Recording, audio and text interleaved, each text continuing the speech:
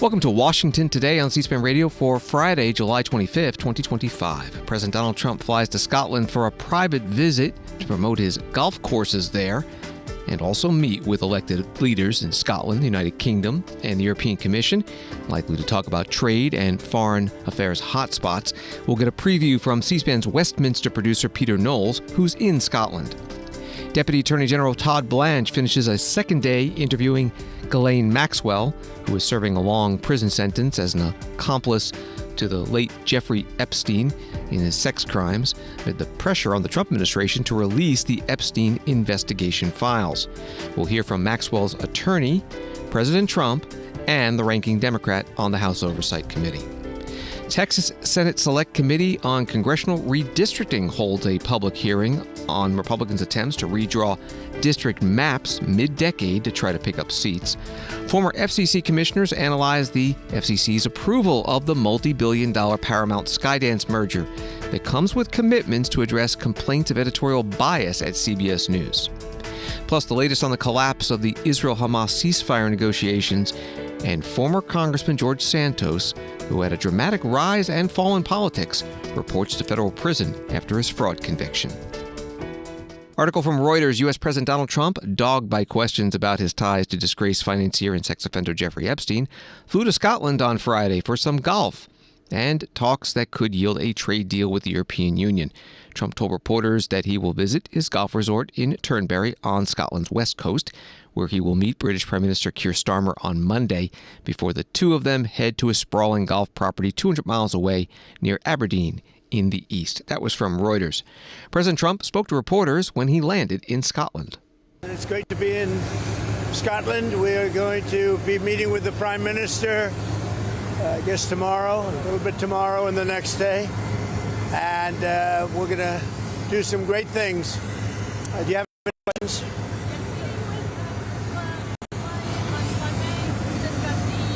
What? Yes. I'll be meeting with the EU on Sunday, and we'll be working on a deal. We'll see if we make a deal. Ursula will be here, highly respected woman, so we look forward to that. That'll be good.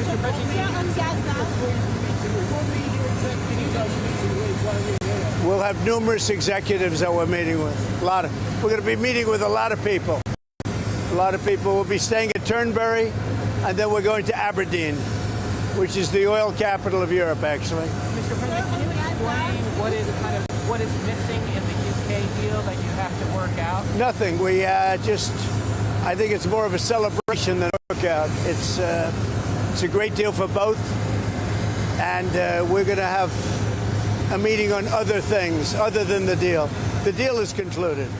President Donald Trump speaking to reporters on the tarmac when he landed in Scotland. Washington Times reports that European Commission President Ursula von der Leyen said she'll meet with President Trump in Scotland on Sunday to discuss trade relations. The meeting comes as the clock ticks down to an August 1st deadline when Mr. Trump has threatened to impose 30% tariffs on goods imported from the European Union. Ms. von der Leyen posted on X following a good call with POTUS. We have agreed to meet in Scotland on Sunday to discuss transatlantic trade relations and how we can keep them strong. Washington Times article says that Mr. Trump, who will be staying at his properties in Scotland until Tuesday, told reporters Friday that there was a 50-50 chance that the U.S. would reach a trade deal with the EU. More from the president on his meetings and his golf courses, speaking to reporters when he landed in Scotland. Yes. What advice are you going to have for our Prime Minister about free speech? It's very important to people here. Well, it is, but I like your Prime Minister. He's slightly more liberal than I am, as you've probably heard, but he's a good man. He got a trade deal done. And, they've been working on this deal for 12 years. He got it done. It's a good deal. It's a good deal for the UK. So, I'll be seeing him tomorrow, tomorrow evening. And this is our wonderful ambassador, as you know. He's doing a good job. He's a very, very successful man. He'll be doing a good job. The Royal and Ancient says you're going to have to improve infrastructure at Turnberry to bring the Open back. Is that something you're going to have to I don't know. The best course anywhere in the world is Turnberry. The players all want to be at Turnberry. Everybody wants to be a Turnbull, so we'll see how that works out. The infrastructure needs to be I think the infrastructure and the course is good. In fact, the Royal and Ancient, I don't know if you're aware of this, they spent a lot of money, hundreds of thousands of dollars, or probably into the millions of dollars, and they've laid all the wire for television and for electricity under the holes of Turnberry, so that when the Open gets there, they have it all done. They paid for that. But we're talking about roads and railway stations. I don't know. See, I don't know what you can do. All I can tell you is that it would be the best place anywhere in your country to have. There's no place like it. There's no place like Turnberry. It's the best, probably the best course in the world. And I would say Aberdeen is right up there also. Aberdeen's great. And while we're here, I'll be with my son, and he's going to cut a ribbon for the second course at Aberdeen, which is just about equal to the first. I mean, it's going to be a battle. It's, as you know, they're very highly rated. And the second course is great. Sean Connery helped get me the permits. If it weren't for Sean Connery, we wouldn't have those great courses. President Donald Trump speaking to reporters on the tarmac of the airport in Scotland. The CNN has an article, protesters in Scotland say they will mount a wave of resistance as U.S. President Donald Trump prepares to travel to the country on Friday for a 5-day private visit. Several protest groups ranging from trade unions and climate justice campaigners to sections of the American diaspora and Palestinian and Ukrainian advocacy groups are planning to demonstrate against the U.S. president under the umbrella of the Stop Trump Coalition. That was from CNN. The Assistant Chief Constable, Emma Bond, executive lead for local policing North and C3 in Scotland, told the news outlet The Mirror on Thursday about security preparations. Undoubtedly, this is a complex, challenging event, significant scale for Police Scotland. Our priorities very much are focused around keeping communities safe, maximising public safety, making sure that we balance people's right to peaceful protest, and also making sure that we minimise disruption to communities across Scotland. And just give me a sense of the scale of this operation. It will clearly be a very significant endeavour for Police Scotland. How does it rank compared to recent large events in Scotland? Yeah, undoubtedly it is a very significant event that we've had in recent times. The President previously visited in 2018, so as I said, we've got a vast amount of experience in terms of large-scale, complex events. We've got not just local Police Scotland officers, but officers supporting from our national divisions, and we've also, through the usual policing arrangements, reached out for some support from colleagues across other UK police forces under the mutual aid requirements. With more on President Donald Trump's visit to Scotland, joining us now on the phone from Scotland is Peter Knowles, C-SPAN's Westminster producer. Thanks again for being with us. What do we know about this trip? Well, very few details have been published. It is, rather strangely, it's a private visit, but with some political add-ons. It's a private visit because President Trump is promoting his golf interests. He owns 2 large golf courses in Scotland, and one of them's getting bigger, and the other one he would like to see host the Open.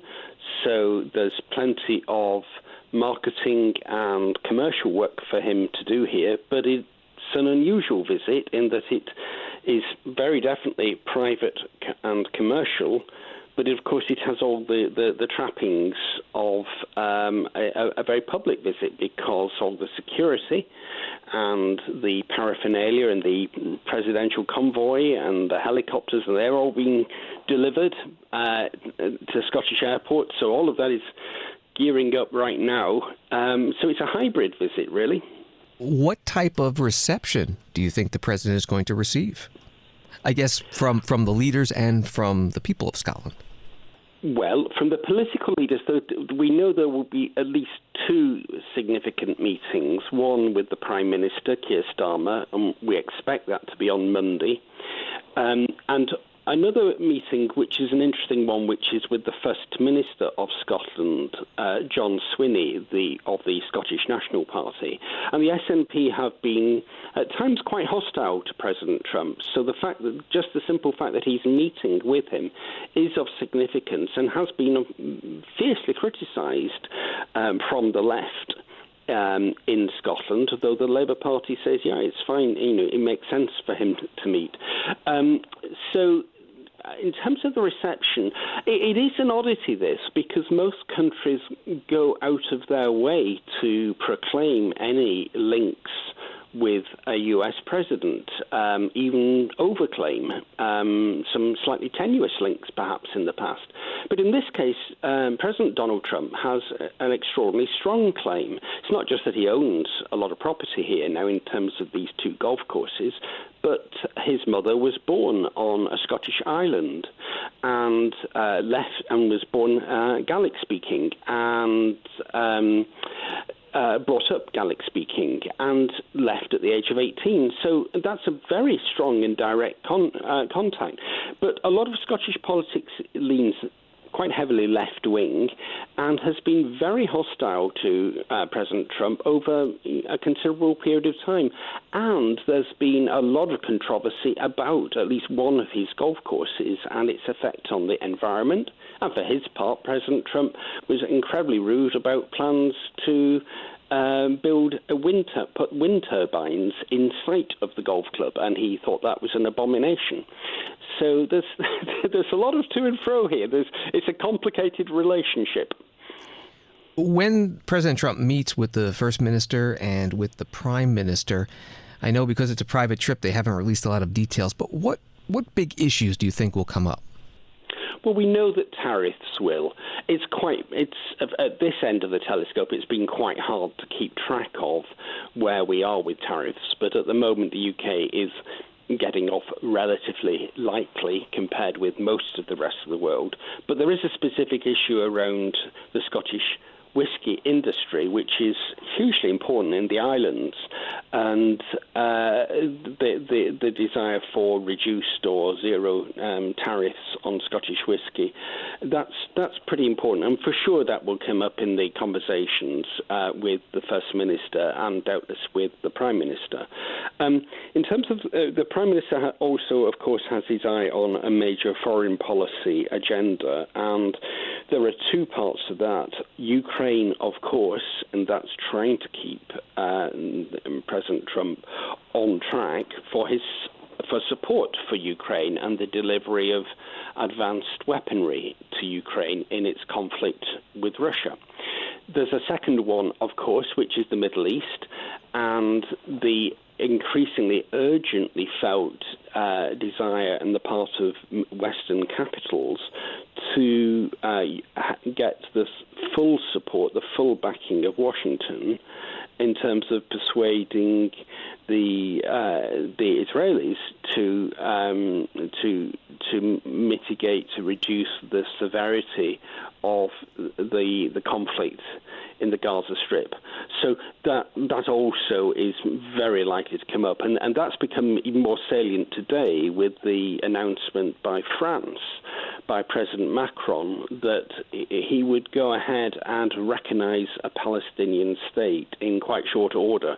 So that's increased the pressure around that issue as well. We're talking with Peter Knowles, C-SPAN's Westminster producer in Scotland.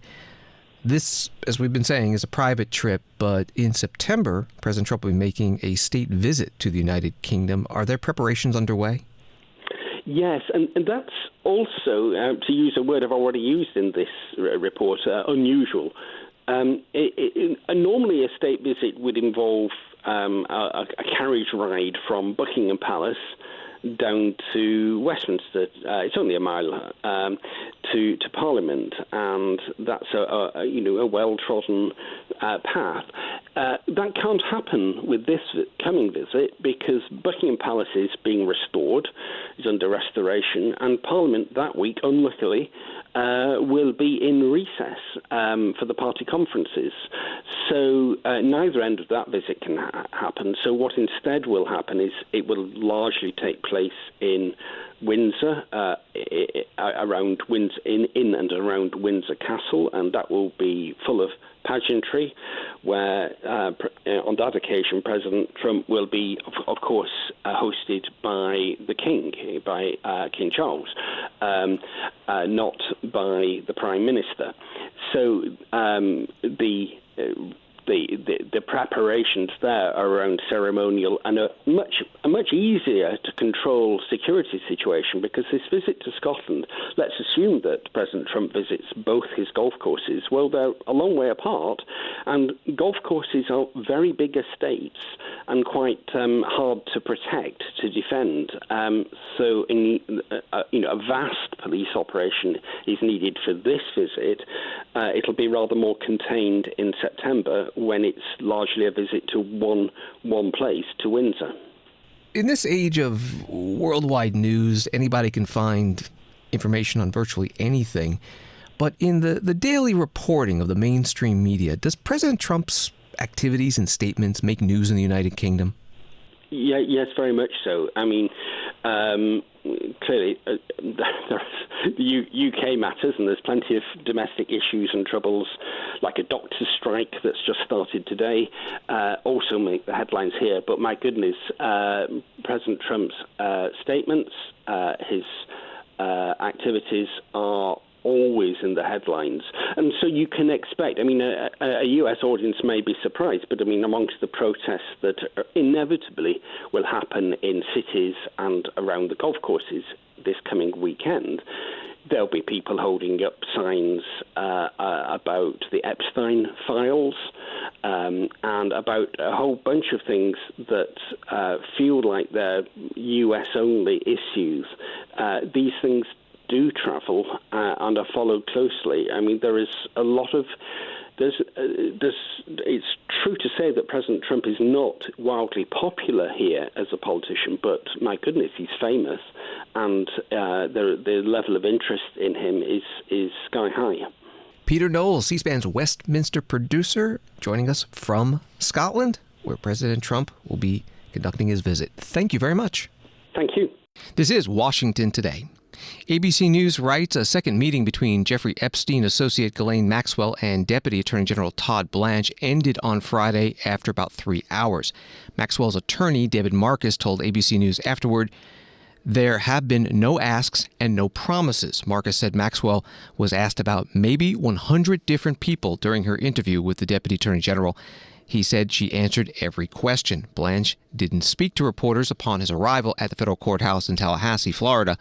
On social media, Blanche said he would reveal what he learned from Maxwell at the appropriate time. That was from ABC News. David Marcus held a news conference outside the courthouse after the interview was finished. We finished for the day. We started this morning right around 9 o'clock and went to now lunchtime, and we're finished after all day yesterday and today. Ghislaine answered every single question asked of her over the last day and a half. She answered those questions honestly, truthfully, to the best of her ability. She never invoked a privilege. She never refused to answer a question.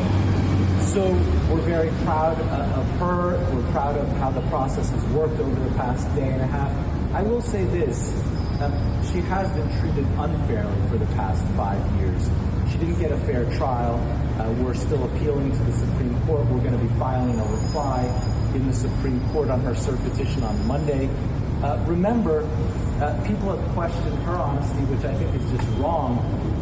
Remember, a juror lied to get onto the jury, admitted to lying to get onto her jury. She did not get a fair trial. No prosecutor even mentioned her until Epstein died.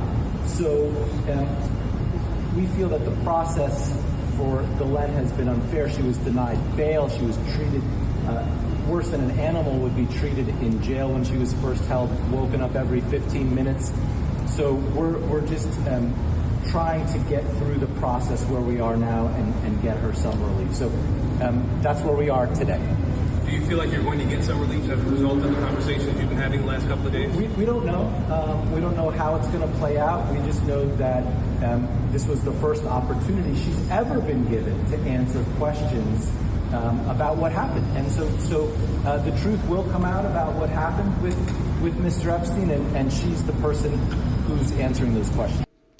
David Marcus, attorney for Ghislaine Maxwell, speaking to reporters outside the courthouse in Tallahassee, Florida, where that interview 2 days now with Deputy Attorney General Todd Blanche took place. USA Today writing about this. Talks between the Justice Department and Maxwell come as the Trump administration faces mounting pressure to reverse its pledge not to release any more documents related to the Justice Department investigation into Epstein, a move that prompted fierce backlash from the president's most loyal followers. On July 23rd, a federal judge in Florida rejected a bid from the Justice Department to unseal grand jury testimony from 2005 and 2007 tied to a federal investigation into Epstein, who hanged himself in a Manhattan jail cell in 2019 while awaiting trial on sex trafficking charges. An autopsy concluded. Maxwell, who is serving a 20-year prison sentence for helping Epstein sexually abuse teenage girls, is seeking to overturn her conviction and has filed a petition with the Supreme Court, which the Justice Department has opposed. That was from the USA Today article. President Donald Trump, after he flew to Scotland to begin his visit there, at the airport was asked by a reporter about a possible pardon for Maxwell. In his answer, the president talked about other people more closely connected, he said, to Jeffrey Epstein that should be the subject of news reports instead of him. What are you hoping Todd Blanche interviewing Ghislaine Maxwell? What are you hoping that they get out of that? I really have really nothing to say about it. She is being talked to by a very smart man, by a very good man, Todd Blanche. And I don't know anything about the conversation. I haven't really been following it. A lot of people are asking me about pardons. Obviously, this is no time to be talking about pardons. But a lot of people have asked about pardon. This is just not a time to be talking about pardons. Todd will come back with whatever he's got. You're making a very big thing over something that's not a big thing. You should be talking about, if you're going to talk about that, talk about Clinton, talk about the former president of Harvard, talk about all of his friends, talk about the hedge fund guys that were with him all the time. Don't talk about Trump. What you should be talking about is the fact that we have the greatest 6 months in the history of a presidency, according to a lot of people. And we had an amazing 6 months. And this is sort of an example of it. Now we're meeting with the European Union, we're also meeting with, as you know, the head of UK, Prime Minister, and I look forward to that. But we're meeting, in terms of a deal, we're meeting with the European Union, and that would be actually the biggest deal of them all if we make it. Did you ask House Republican leaders to not vote on the resolution about releasing the files? I was never involved in that. I'm focused on making deals. I'm not focused on conspiracy theories that you are. I mean, I watch you people. It's so sad. You ought to talk about the success of our country instead of this nonsense that you talk about over and over again. President Donald Trump speaking to reporters in Scotland. The Tallahassee Democrat newspaper writing about the Justice Department interview with Ghislaine Maxwell, which finished up today after a day and a half of questioning from Todd Blanche, the Deputy Attorney General. It's still unclear what the intent for the DOJ's interview was, and when asked, her attorney, David Marcus, said it's time for the truth to come out. Little was discussed during the trial, but it's different now, he added. Congress has subpoenaed Maxwell to testify August 11th, and he said they've yet to decide whether they'll do that. That was from the Tallahassee Democrat. That subpoena is coming from the House Oversight and Reform Committee. The ranking Democrat on the committee, Robert Garcia of California, spoke about the Justice Department interview with Ghislaine Maxwell Thursday in a podcast with host Brian Tyler Cohen. We know that Todd Blanche, the Deputy Attorney General, sprinted over to Maxwell while she's in prison so that Blanche could have the opportunity to speak with her before Congress did. Do you think that there is some reason to look into here, without sounding conspiratorial, that Todd Blanche, I guess under this guise of transparency, even though if we actually wanted transparency, they would just release the Epstein files, but under the guise of transparency, went immediately to Ghislaine Maxwell to be able to speak with her before Congress had the opportunity to do so? We should absolutely be concerned. I mean, let's first be very clear. I mean, Maxwell, we know, is a convicted sex predator who is an accomplice to Jeffrey Epstein, who essentially lied on the stand, has committed horrific crimes, has been involved in abusing young women and girls. And so on her own, she's not someone that can be trusted per se. Then you have a sentence that she has, of course, that she's now serving. And of course, the DOJ and Trump, there is absolute concern that she's going to try to cut some kind of deal and essentially say what Donald Trump wants her to say for some kind of reduced sentence or pardon. So that's a concern. which is why it's so important that we get the files, because if she's going to then be deposed by the Oversight Committee, and I'll be at that deposition, if she's going to actually be deposed by us and the Republicans, both of us in that room, we're going to be able to hopefully corroborate whatever she is saying with actual documents. We just cannot take her word for it when she is now working with Trump's Department of Justice. So I think Donald Trump's trying to, get a fast one here past us and thinking we're going to somehow just accept what she says as the truth. Absolutely not. We weren't born yesterday. We're going to get those documents and make sure that what she tells us is aligned with what's actually been documented in these files and all these papers. What if she doesn't? What if you find inconsistencies between what she tells you and what the Epstein files actually say? I mean, look, that's why it's important for oversight Democrats to be in the room in that deposition. We're going to make sure that the deposition is done in a way that focuses on justice, that centers the victims, and that is not some sort of Republican sideshow to exonerate Donald Trump, who we know is in the Epstein files and was, as you know, just recently told by the Department of Justice and Pam Bondi that he was in there, which is why we're probably getting this massive reversal. Congressman Robert Garcia, Democrat from California, ranking member on the Oversight Committee, interviewed by Brian Tyler Cohen on his online channel. New York Times article from Thursday, President Trump's name appeared on a contributor list for a book celebrating the 50th birthday of the disgraced financier Jeffrey Epstein, evidence that he participated in the collection even as he denied that he signed a sexually suggestive note and drawing. This is Washington Today. Story from CBS News. With little say in the ongoing debate over redrawing congressional districts in their home state, Texas Democratic state legislators are looking beyond their borders for help. Separate delegations of Texas Democrats are flying Friday to Sacramento to meet with California Governor Gavin Newsom and Chicago to see Illinois Governor J.B. Pritzker. The move comes as legislators are holding a series of public hearings through early next week to discuss the proposed changes to congressional boundaries, exchanges that have led to shouting matches and at least one witness being removed from a hearing Thursday night in Austin. But nothing in Texas state law bars legislators from redrawing lines in between censuses, and President Trump has asked Lone Star state Republicans to use their complete control of government to rearrange congressional district boundaries in hopes of winning up to 5 more seats across the state in next year's election. Doing so would help pad House Republicans' 2-seat majority as they face historic midterm headwinds. That was from CBS News. Today, there was a public hearing held by the Texas Senate Select Committee on Congressional Redistricting, and the witnesses were allowed to testify remotely. One of the first was a member of the U.S. Congress, Sylvia Garcia, Democrat of Texas. We should be working on legislation to support families in the Hill Country after the devastating flooding, to provide resources for families who lost everything, for new warning systems to prevent future tragedies, and doing what is best for the safety and well-being of Texans. Instead, we're today playing political games to appease the felon in the White House in his lust to keep power. We are pretending that the governor did not approve the very maps he is now insisting must be changed. This political theater will hurt communities in my district, and it's just plain shameful. And why don't we even have a map? Where are the maps? Why are we proceeding on a hearing when we don't even have maps to comment on? Are we committing today that once maps are in place, are put on the table, that we're going to have future hearings so that those districts impacted can have a say? Well, I'm waiting for that answer. But here we are, so let me tell you about the 29th District, which I'm honored to represent. Our shared values and culture far outnumber our differences. We're a community that values faith, family, hard work, and service. From Lindale to Aldine to Pasadena to Galena Park to Jacinto City or South Houston, we are a community and we stick together. Ripping up the 29th District will silence the voice of this communities, and it would be a travesty. The population growth in Texas is because of the Latino population growth. Plain and simple, ask any demographer.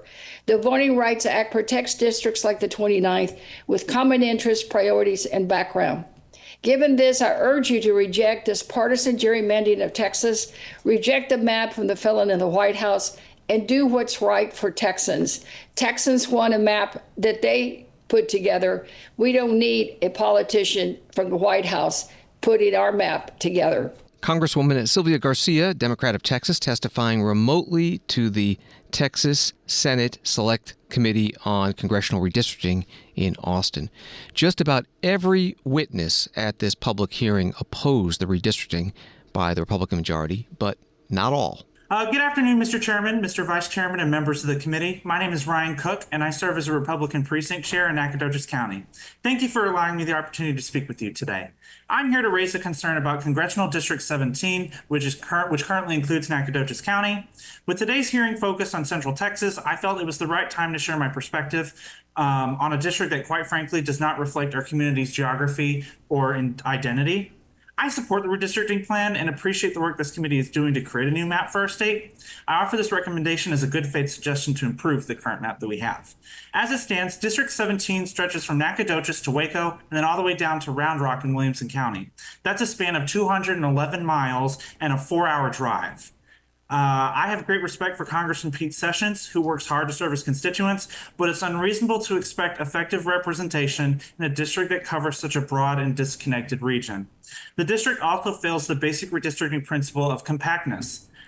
Stretching across vastly different parts of our state, from the piney woods of East Texas to the suburbs of Austin, this district lacks geographic cohesion. It simply doesn't make sense for Nacogdoches, a deeply rooted East Texas community, culturally, economically, and historically, to be placed in the same congressional district as part of Austin's outer metro. An East Texas county should be in an East Texas district. Furthermore, I want to emphasize historical precedent. For 3 decades, Nacogdoches County was part of Texas's 1st district. That alignment made sense.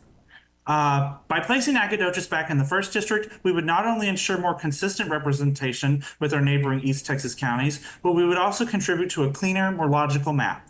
This change would reduce the burden on our congressmen, better reflect our regional identity, and strengthen the integrity of the map overall. Thank you, everyone, for your time and consideration. I appreciate the work. Thank you very much, sir. Testimony at the public hearing, Texas Senate Select Committee on Congressional Redistricting based in Austin. Another CBS News article, New York Governor Kathy Hochul on Thursday said she's open to congressional redistricting in New York to boost Democrats ahead of the 2026 midterm elections amid President Trump's push to redraw red states like Texas to help Republicans keep control of the House. Hochul said during an unrelated event in her hometown of Buffalo, all's fair in love and war. If there's other states violating the rules and are trying to give themselves an advantage, all I'll say is I'm going to look at it closely. That was from CBS News. An $8 billion merger between Skydance Media and Paramount Global, writes Politico, received regulatory approval Thursday from the Federal Communications Commission in a deal that has raised alarm about free speech and government intrusion into the media. Chair Brendan Carr said in announcing the approval that Skydance had agreed to address the Trump administration's concerns about what it sees as media bias at the CBS network.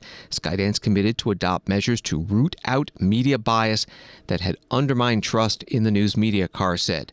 The merger has been the source of a political fight over the last several months due to concerns around CBS, particularly over the editing of a 60 Minutes interview last fall with former Vice President Kamala Harris as she was running for president. Trump sued CBS, settling the case for $16 million earlier this month. Carr has a separate open investigation into the editing of the program. That was from Politico. This was discussed today at a forum in Washington with former FCC chairs and commissioners. The question will come from Jonathan Adelstein, a Democrat, and the answers from Democrats Mignon Clyburn and Reed Hunt and Republican Michael O'Reilly. Today, the big news I talked about at the beginning was the approval by the FCC of the Skydance Paramount CBS merger. Somebody joked on the way in that Stephen Colbert was fired, and then 2 days later, boom, it got approved. Is it a coincidence? Some are saying that there's been a politicization of media regulation. I'm interested in what the panelists think about things like the 60 Minutes investigation. You've seen the FCC investigating NPR and PBS at the same time. There was a move to delete funding from them. What do you think about the way that these media issues are being handled in terms of the use of the power of the FCC, as Glenn Ivey talked about, to change how media companies cover important issues of the day? So I'll just have a quick one-liner. Trump's FCC 2.0 has abandoned its traditional role, and it has been unprecedented it over, when you look out over the 90-year history, this has been unprecedented. And I'll pitch to Reed, who will clean this up for me.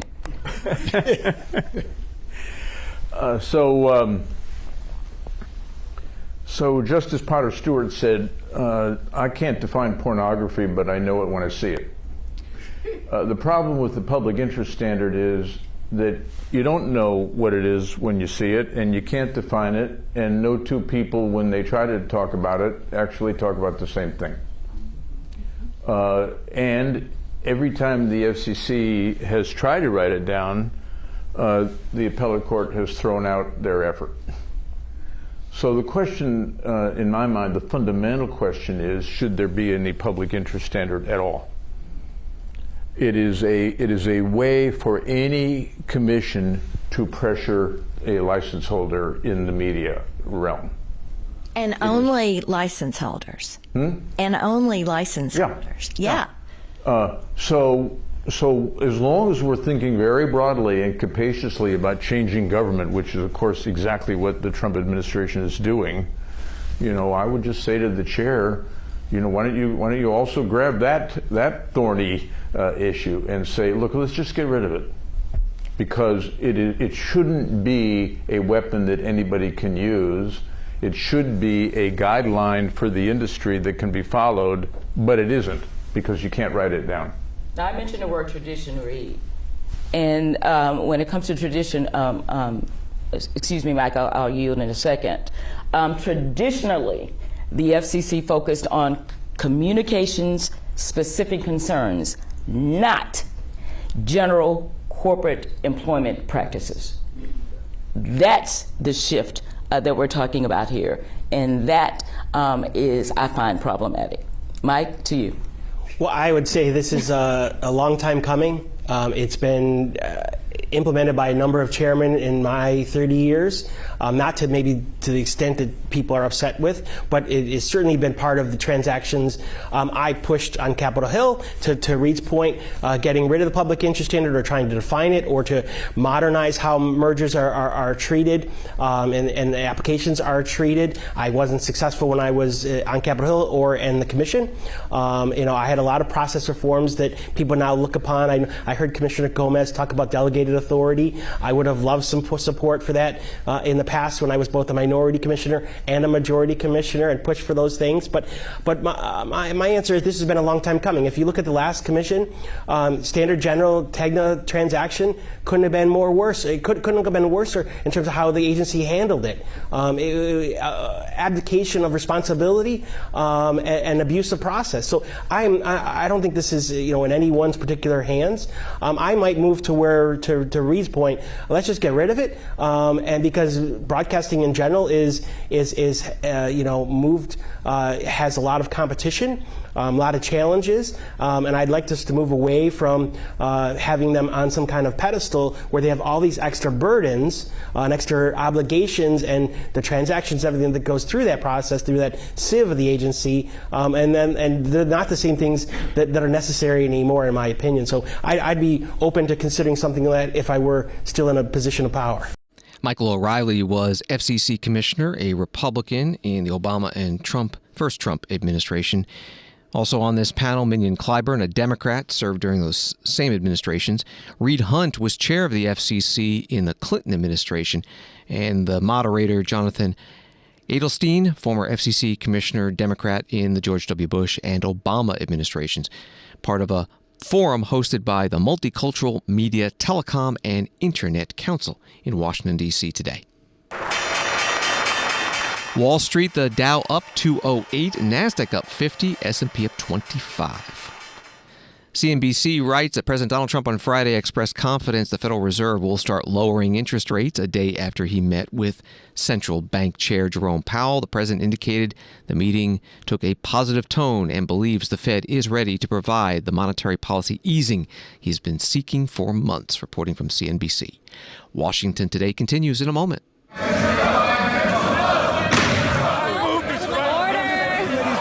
In a nation divided, a rare moment of unity. This fall, C-SPAN presents Ceasefire, where the shouting stops, and the conversation begins.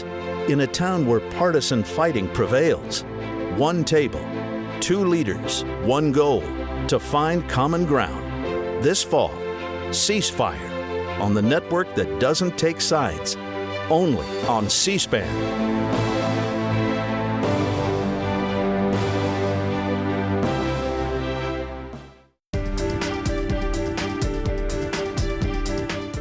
Welcome back to Washington Today, available as a podcast on the free C-SPAN Now mobile app and wherever you get your podcasts.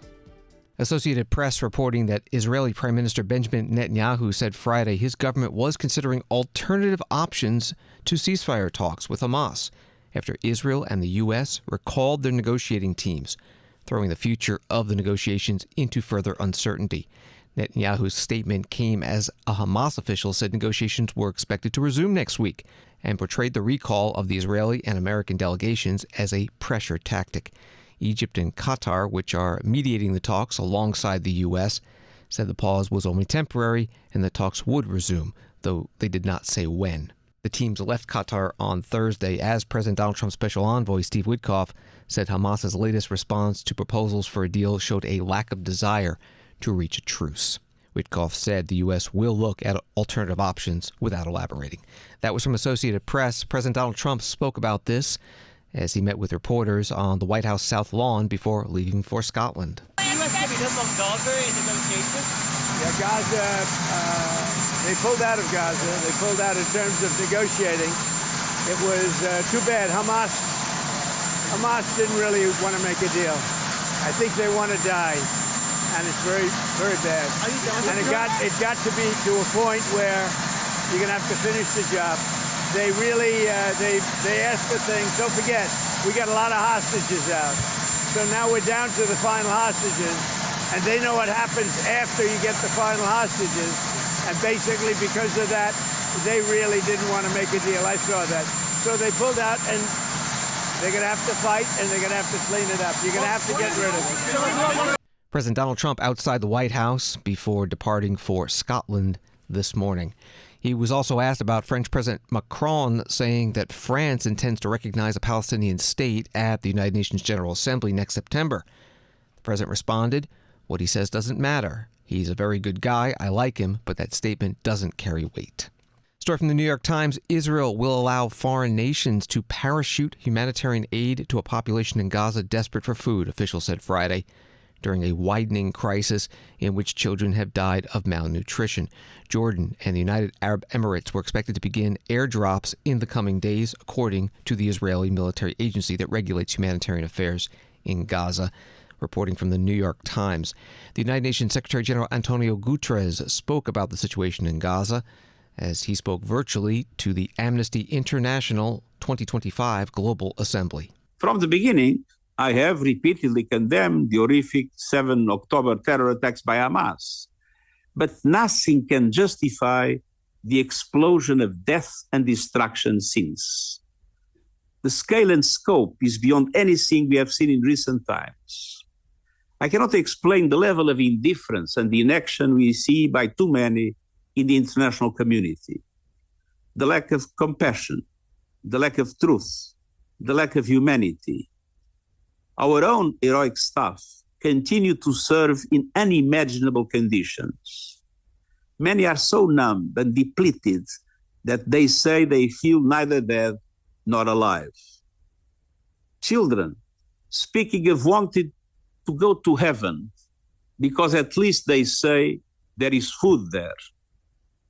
We hold video calls with our own humanitarians who are starving before our eyes. And this is not just a humanitarian crisis. It's a moral crisis that challenges the global conscience. We will continue to speak out at every opportunity, but words don't feed hungry children. The United Nations stands ready to make the most of a possible ceasefire to dramatically scale up humanitarian operations across the Gaza Strip, as we successfully did during the previous pause in fighting. Our plans are ready, and they are finalized. We know what works, and we know what does not. Since May 27, the United Nations has recorded over 1,000 Palestinians killed trying to access food. Let me repeat, 1,000 people killed not in combat, but in desperation, while the entire population starves. We need action, an immediate and permanent ceasefire, the immediate and unconditional release of all hostages, and the immediate and unimpeded humanitarian access. At the same time, we need urgent, concrete, and irreversible steps towards a two-state solution. UN Secretary General Antonio Guterres speaking virtually to the Amnesty International Global Assembly. Another AP story, a raid by U.S.-led forces in northwestern Syria on Friday killed a senior leader in the Islamic State militant group, the U.S. military said Friday.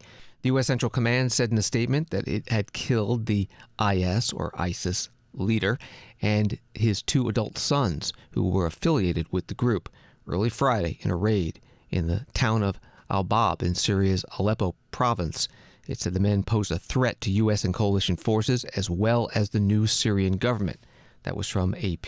U.S. Defense Secretary Pete Hegseth reaffirmed the Trump administration's commitment to NATO as he hosted defense ministers from Estonia, Latvia, and Lithuania. Hegseth applauded the Baltic states' pledge to allocate 5% of their GDP towards defense, a goal that NATO has set for 2035. First of all, I want to thank all of you for your support, ongoing support for U.S. troops in so many different ways, and especially recently to Lithuania on that recovery mission of our service members this spring. The respect that you and your country, that all of your countries show to our troops is incredible, and so we thank you for that.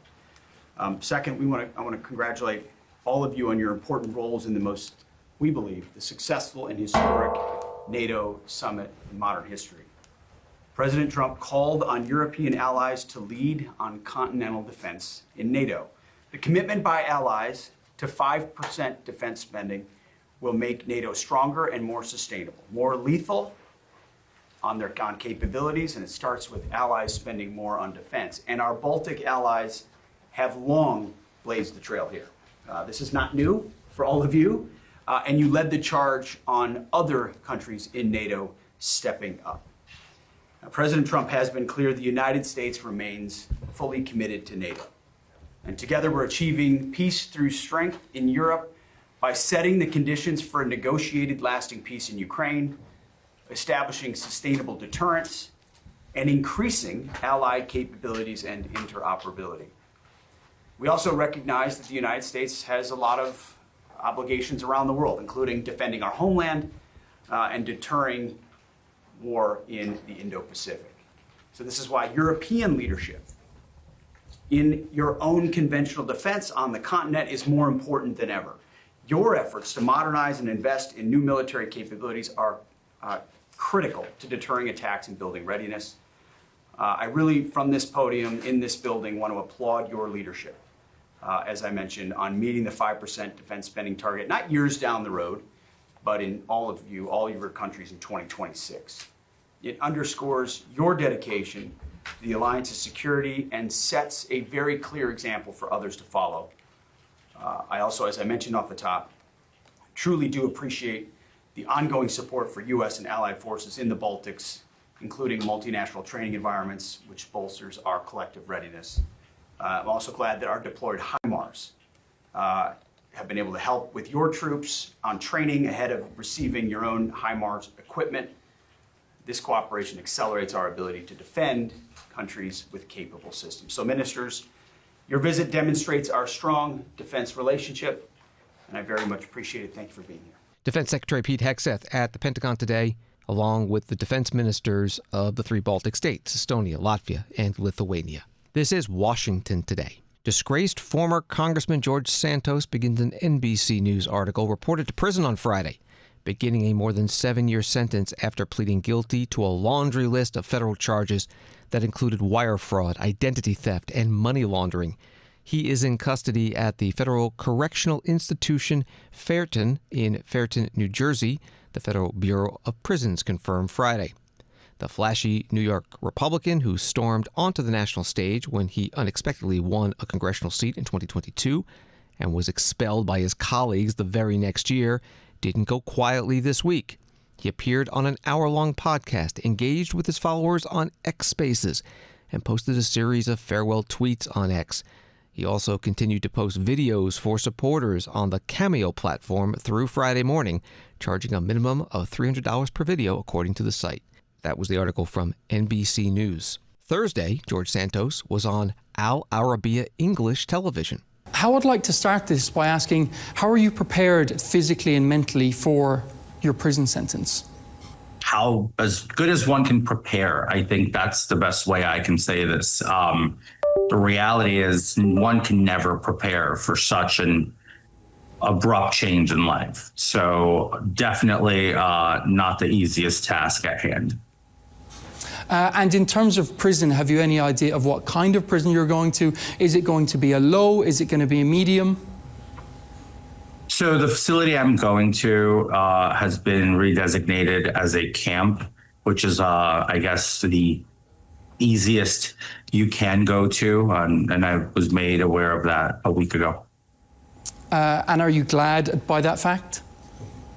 I mean, I'm not glad to be going to prison, if I'm being completely honest, but it's a big upgrade from the medium designation that I had earlier received. So it's a step in a better direction, I guess, and of all the impossibly horrible things. Former Congressman George Santos was also asked in this Thursday interview about his crimes. Are you remorseful?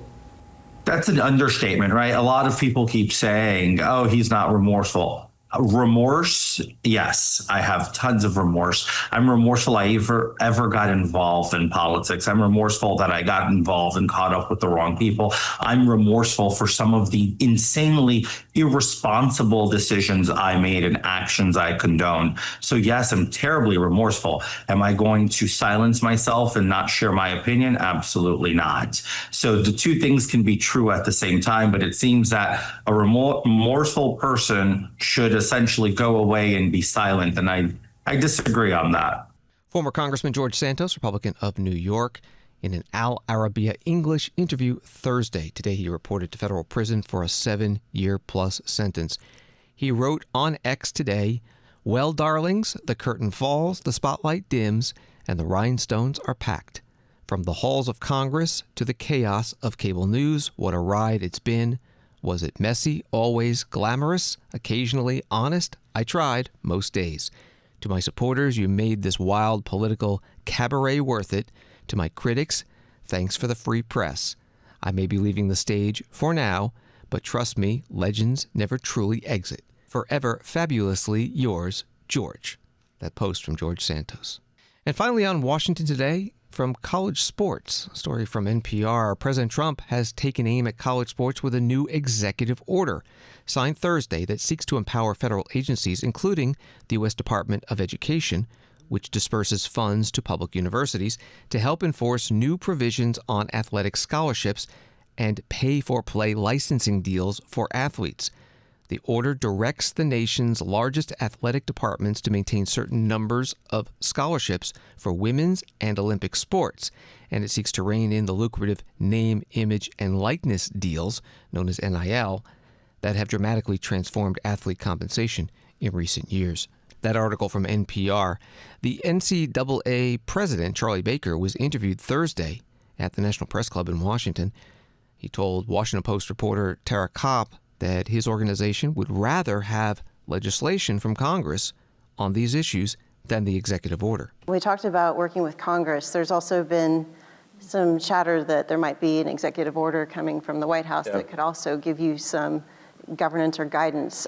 What would you look for in an executive order that you think would add more clarity to this process?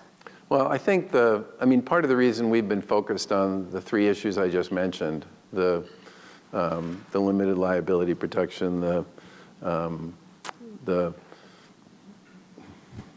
I say this so many times I forget it once in a while. The limited liability protection, the employment piece, and the dealing with all of the various state laws on this is because those are statutory fixes. You can't fix that stuff through an executive order. I think the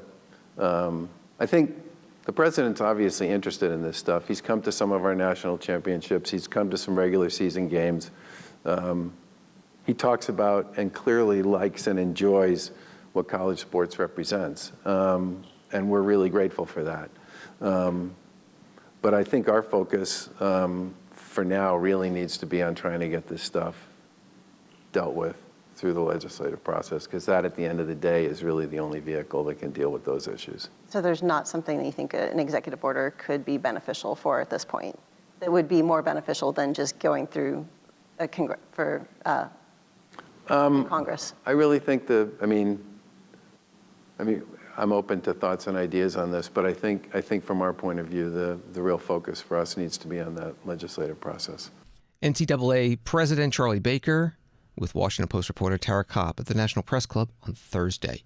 Charlie Baker also said any expansion of the NCAA men's and women's basketball tournaments would be tough to do in the upcoming season, 2025-26, but could happen the year after. Thanks for listening to Washington Today.